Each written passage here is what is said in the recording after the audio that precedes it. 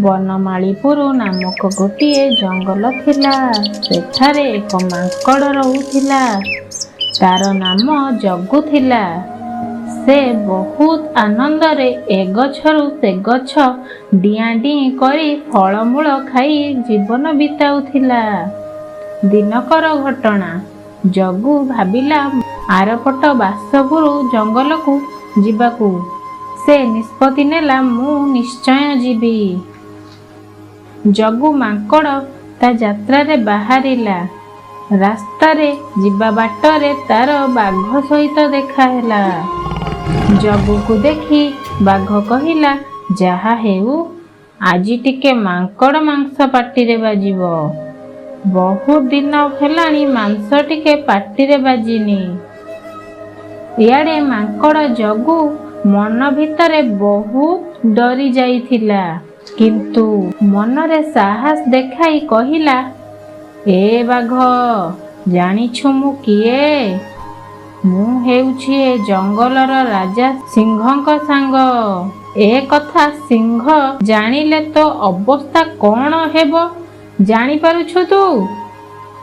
ତାପରେ ବାଘ ଡରି ଯାଇ କହିଲା, ମୁଁ ଜାଣିନଥିଲି ତୁ ସିଂହ ରାଜାଙ୍କ ସାଙ୍ଗ। ତୁ ତୋ ବାଟରେ ଏବେ ଯା, ମୁଁ ତୋର କିଛି କ୍ଷତି କରିବିନି। ମାଙ୍କଡ଼ ଜଗୁ ତାପରେ ତା ରାସ୍ତାରେ ଚାଲିଲା। ରାସ୍ତାରେ ଯାଉ ଯାଉ ପୁଣି ତାର ଭାଲୁ ସହିତ ଦେଖା ହେଲା। ଭାଲୁ କହିଲା, ଯାହା ହଉ ମତେ ଆଜି କଷ୍ଟ କରିବାକୁ ପଡ଼ିବନି। ଶିକାର ଆଜି ନିଜେ ମୋ ପାଖରେ ହାଜର ହେଇଯାଇଛି। ମାଙ୍କଡ଼ ଜଗୁ ପୁଣି ମନରେ ଭୟ ଲୁଚେଇ ରଖି ସାହସର ସହିତ କହିଲା, ଏ ଭାଲୁ, ଜାଣିଛୁ ମୁଁ କିଏ? ମୁଁ ହେଉଛି ରାଜା ସିଂହଙ୍କ ସାଙ୍ଗ। ତୁ କହୁଛୁ ପୁଣି ମତେ ଖାଇବୁ? ଏକଥା ସିଂହ ଜାଣିଲେ ତୋ ଅବସ୍ଥା କ'ଣ କରିବ ତୁ ଜାଣିଛୁ ତ? ଭାଲୁ ଭୟରେ କହିଲା, ନା ନା, ମୋର ତତେ ଖାଇବାର ନାହିଁ କି ମୋ ଜୀବନକୁ ବିପଦରେ ପକାଇବାର ନାହିଁ। ତୁ ତୋ ବାଟରେ ଯା। ଜଗୁ ଦୁଇ ଜନ୍ତୁଙ୍କ ଠାରୁ ନିଜ ଜୀବନ ବଞ୍ଚାଇ ନିଜ ଛାତିକୁ ଟିକେ ଉଚ୍ଚା କରି ଚାଲିଲା। ରାସ୍ତାରେ ଯାଉ ଯାଉ ପୁଣି ତାର ବିଲୁଆ ସହ ଦେଖା ହେଲା। ବିଲୁଆ କହିଲା, ଯାହା ହେଉ ଆଜି ଶିକାର ମିଳିଗଲା। ଏ ମାଙ୍କଡ଼, ଆ ତତେ ମୁଁ ଆଜି ଖାଇବି। ଏଥର ମାଙ୍କଡ଼ ସାହସର ସହିତ କହିଲା, ତୁ ମତେ ଖାଇବୁ?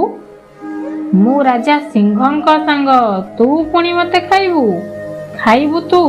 ଏକଥା ସିଂହ ଜାଣିଲେ କ'ଣ ହେବ ଜାଣିଛୁଟି? ବିଲୁଆ ଡରି ଯାଇ କହିଲା, ନା ନା, ଦରକାର ନାହିଁ, ତୁ ତୋ ବାଟରେ ଯା। ଜଗୁ କହିଲା, ଆଜିଠାରୁ ମୁଁ ଯେତେବେଳେ ଆସିବି ତୁ ମୋ ପାଇଁ ଭଲ ଭଲ ଖାଦ୍ୟ ରଖିଥିବୁ ଖାଇବା ପାଇଁ। ବିଲୁଆ କହିଲା, ଆଜ୍ଞା। ମାଙ୍କଡ଼ ଜଗୁର ସାହସ ଆହୁରି ବଢ଼ି ଯାଇଥିଲା। ବାଟରେ ସେ ଯାଉ ଯାଉ ତାର ସିଂହ ସହ ଦେଖା ହେଇଗଲା। ସିଂହ କହିଲା, ମୋ ଶିକାର ମୋ ପାଖକୁ ଆସିଛି।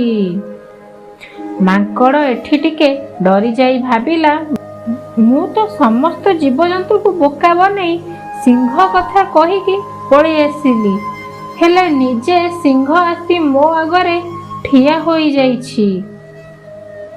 ମୁଁ ଏବେ କ'ଣ କରିବି?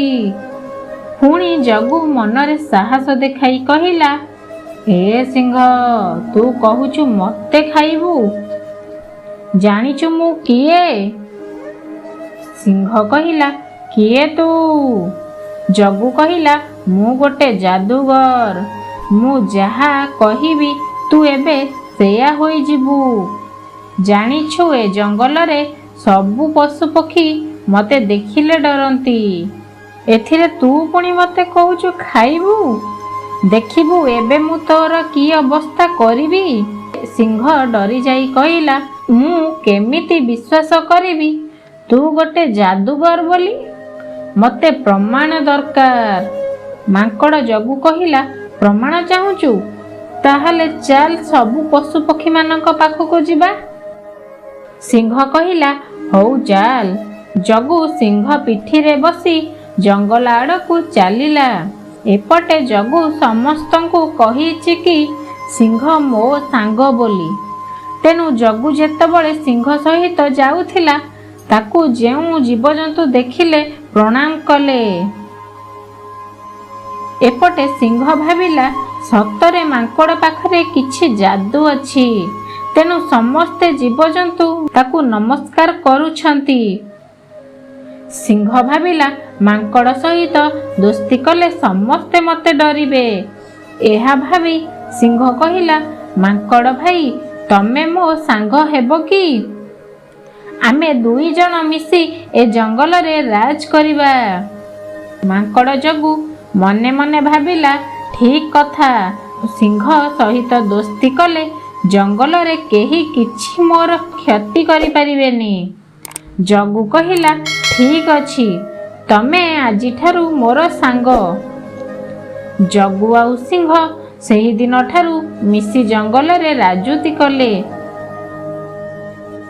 ଏହି ଗପଟିରୁ ଆମେ ଶିଖିଲେ ଯେ ମନରେ ଯଦି ଦୃଢ଼ ବିଶ୍ୱାସ ଥିବ ତାହେଲେ ଅସମ୍ଭବ କାମ ବି ସମ୍ଭବ ହୋଇପାରିବ।